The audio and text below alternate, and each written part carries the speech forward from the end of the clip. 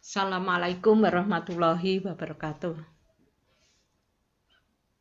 Marilah anak-anakku, sebelum pelajaran kita mulai, kita berdoa lebih dahulu agar pembelajaran hari ini lancar, COVID cepat berlalu, kita dapat belajar seperti sedia kala. Bisa bertemu muka dengan teman-teman dan Bapak Ibu guru di sekolah. Bismillahirrahmanirrahim. Raditu billahi robba wabil islami dina wabil muhammadin nabiyya wa rasulah. Rabbi zidni ilma waryukni fahmah waj'alni minas sholihin. Amin amin ya rabbal alamin. Dalam pertemuan kali ini kita tatap muka yang kedua ya, yang ini kita lanjutkan mengenai tata urutan peraturan perundang-undangan dalam sistem hukum nasional di Indonesia. Sedangkan tujuan pembelajaran ada dua pada pertemuan kali ini, yaitu memperjelas konsepsi tata urutan perundang-undangan sesuai dengan Undang-Undang Dasar Negara Republik Indonesia tahun 1945. Terus yang kedua, memahami tata urutan perundang-undangan dalam sistem hukum nasional di Indonesia. Next, kita lanjutkan lagi. Yaitu mengenai perbandingan tata urutan peraturan perundang-undangan RI. Menurut TAP MPRS nomor 20 MPRS tahun 1966, TAP MPR nomor 3 MPR tahun 2000, Undang-Undang nomor 10 tahun 2004 dan Undang-Undang nomor 12 tahun 2011. Kita lanjutkan yang ini. Menurut ketetapan MPRS nomor 20, yaitu bisa kamu lihat di sini.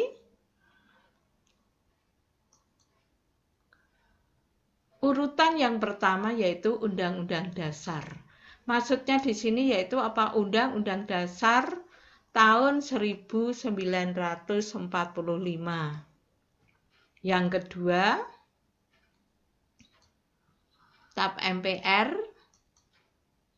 Yang ketiga, undang-undang termasuk Perpu, peraturan pengganti undang-undang. Yang keempat, peraturan pemerintah. Yang kelima, keputusan presiden. Dan yang keenam, peraturan-peraturan pelaksana. Sekarang yang menurut TAP MPR nomor 3 MPR tahun 2000. Kita lihat urutannya apa saja di sini. Undang-Undang Dasar tahun 1945. Yang kedua TAP MPR. Yang ketiga undang-undang. Yang keempat peraturan pemerintah pengganti undang-undang atau disebut dengan Perpu. Ingat ya urut-urutannya ini. Yang kelima, peraturan pemerintah PP. Yang keenam, keputusan presiden. Dan yang ketujuh yaitu peraturan daerah. Bisa peraturan daerah tingkat provinsi ataupun tingkat kota. baik kota madya atau kabupaten. Terus sekarang yang menurut undang-undang.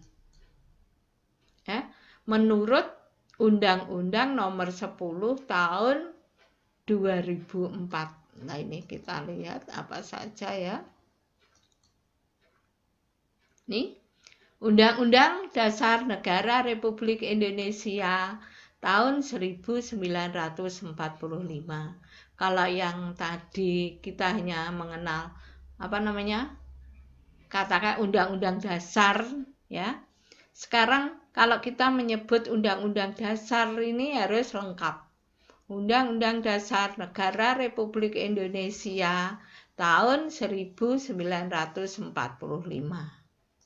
Terus yang kedua, ketetapan Majelis Permusyawaratan Rakyat atau disebut dengan TAP MPR.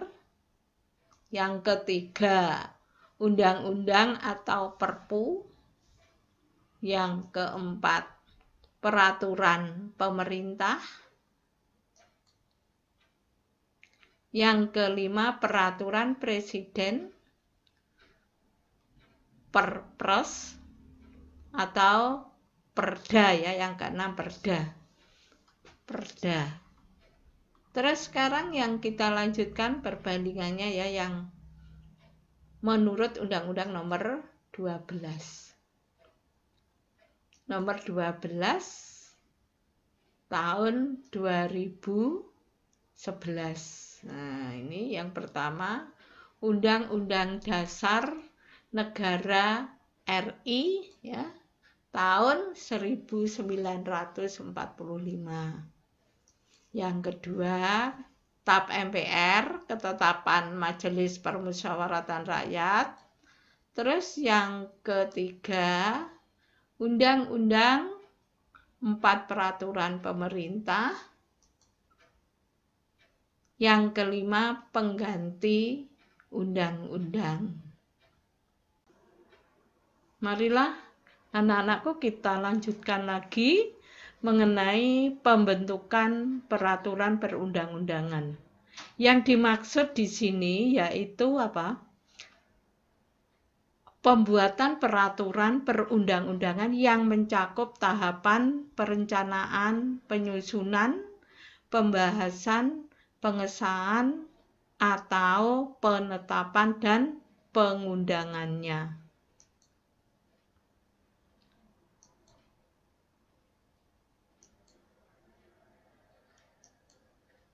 Terus asas-asas pembentukan peraturan perundang-undangan itu tercantum dalam Undang-Undang Nomor 12 Tahun 2011 tentang pembentukan peraturan perundang-undangan. Ini jadi undang-undang yang baru itu tadi ya, termasuk kalau tadi kan kita suruh membandingkan menurut TAP, Undang-Undang tahun 2000, ini tahun 2011.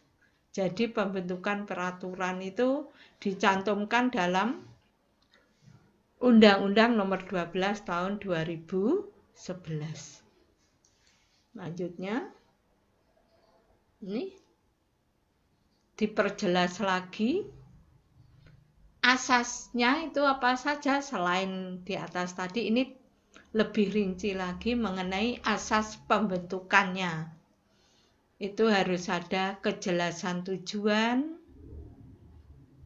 kelembagaan atau organ pembentuk yang tepat,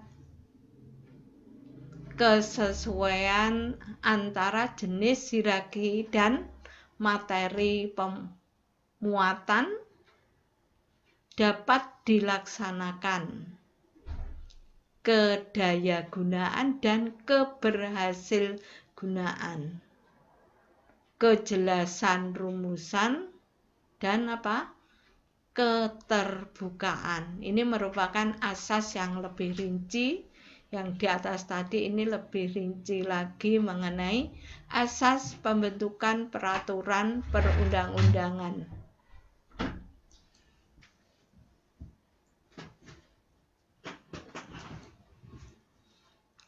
Materi muatan peraturan perundang-undangan mencerminkan ya, nih, pengayoman, kemanusiaan, kebangsaan, kekeluargaan, kenusantaraan, Bhinneka Tunggal Ika, keadilan, kesamaan, kedudukan dalam hukum dan pemerintahan, serta ketertiban dan kepastian hukum dan keselarasan. Jadi asas-asas itu intinya harus ada ini, mulai dari pengayoman sampai keselarasan.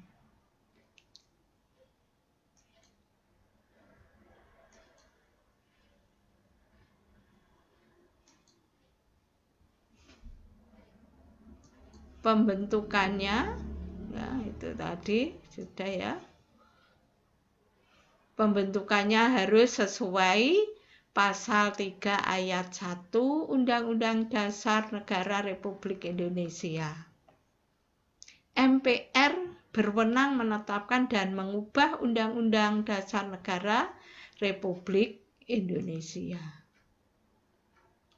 Tapi kalian harus tahu juga ya, bahwa pembukaan itu tidak boleh diubah sesuai dengan pasal 37 itu. Yang Undang-Undang Dasar yang belum diamandemen itu kan menyatakan di pasal 37 itu pembukaan lainnya boleh dirubah, ditambah, tapi kalau pembukaan tidak boleh. Karena apa? Merubah pembukaan berarti merubah bentuk negara. Mungkin kalian paham ya yang mengenai ini, bahwa siapapun ya itu tidak boleh walaupun MPR tidak boleh merubah pembukaan Undang-Undang Dasar. Kita lihat lagi lanjutannya, proses pembentukan peraturan perundang-undangan. Ini kalian bisa mengamati kalau dalam gambar di situ, rancangan undang-undang yang diajukan oleh Presiden disiapkan oleh menteri atau pimpinan lembaga pemerintah non-kementerian sesuai dengan lingkup tugas dan tanggung jawabnya. Jadi yang merancang itu Presiden, tapi sudah disiapkan oleh oleh menteri-menterinya.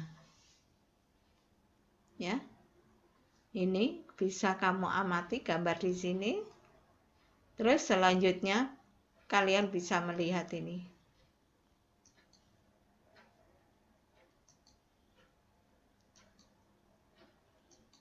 Ya, nah ini. Pembentukan peraturan perundang-undangan di Indonesia ya. Proses pembentukan peraturan perundang-undangan. Pembentukannya peraturan tidak melibatkan DPR tetapi melibatkan menteri ya, ini ya dilihat di sini. Pembentukan peraturan presiden tidak melibatkan DPR tetapi melibatkan menteri. Next, selanjutnya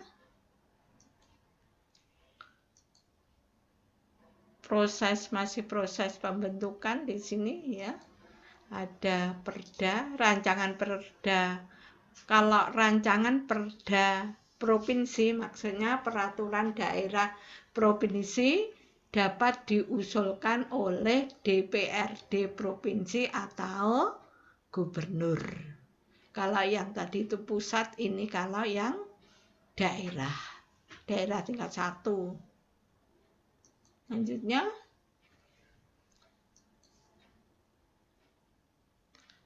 mengenai ketaatan terhadap peraturan perundang-undangan.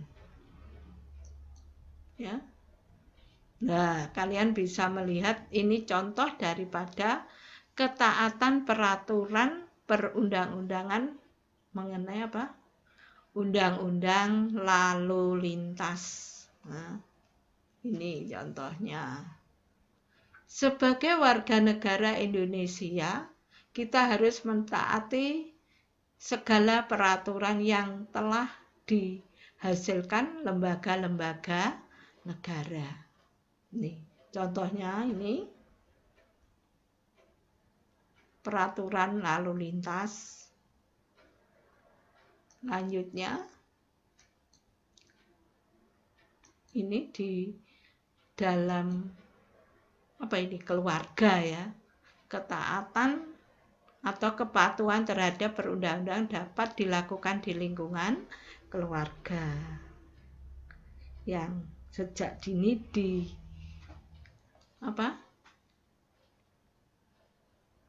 kita harus mematuhi tata tertib yang ada di keluarga, sopan santun, tata krama ya. Nih.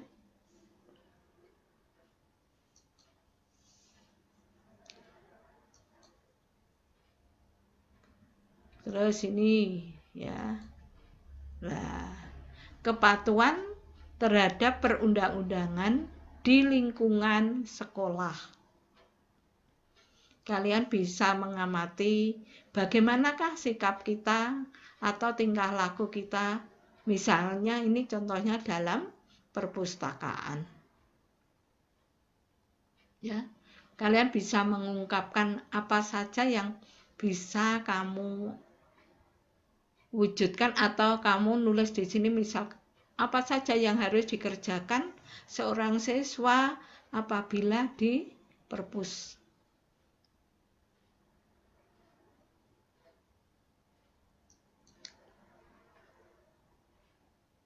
Ini lanjutannya. Nah, kepatuhan terhadap perundang-undangan di lingkungan masyarakat. Ini kalian bisa mengamati gambar di sebelah ini ya. Ini sebagian masyarakat sedang berbincang-bincang ya, saling toleransi, tenggang rasa, tidak ada yang demo dan sebagainya, saling memahami. Nah, ini semuanya merespon apa yang diomongkan oleh teman-temannya atau warga masyarakat ini. Kalau di sekolah ya, selain itu tadi di perpustakaan, kalau di sekolah misalnya mengenai peraturan perundang-undangan, kalau kita diwajibkan mengikuti upacara bendera ya harus mengikuti upacara bendera. Kalau di masyarakat ini memecahkan masalah selalu bermusyawarah. Nah, tidak ada yang berbeda pendapat, boleh beda pendapat tapi tidak boleh salah paham. Kita harus menghargai pendapat orang lain.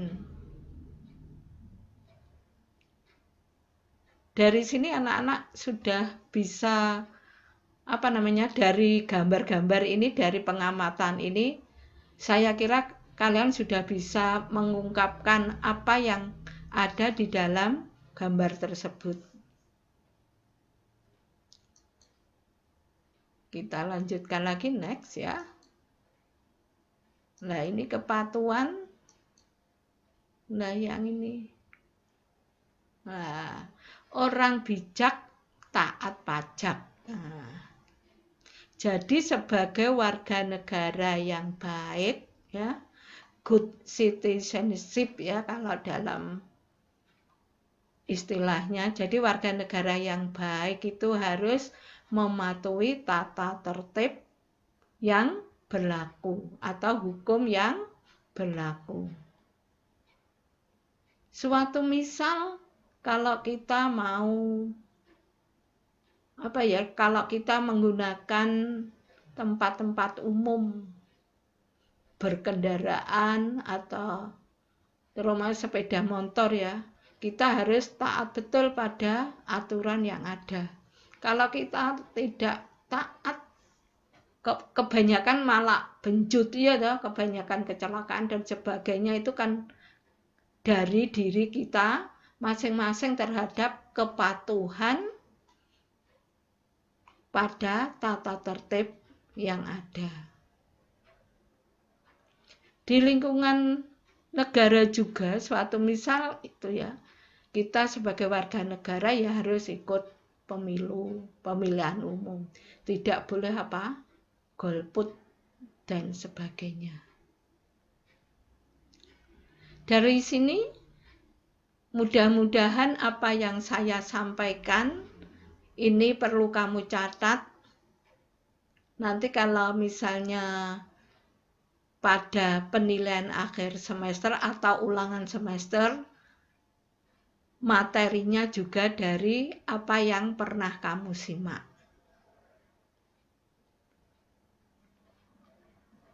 Dari sini mudah-mudahan bisa COVID cepat berlalu. Marilah kita baca Alhamdulillahirabbil alamin. Semoga COVID cepat berlalu, kita bisa bertemu muka ya. Petuk koncone, ketemu temannya, ketemu bapak ibu guru, pembelajarannya lebih fresh atau new normal ya nanti ya. Saya akhiri sekian ya. Mudah-mudahan pembelajaran cepat paham. Saya akhiri sekian. Wassalamualaikum warahmatullahi wabarakatuh.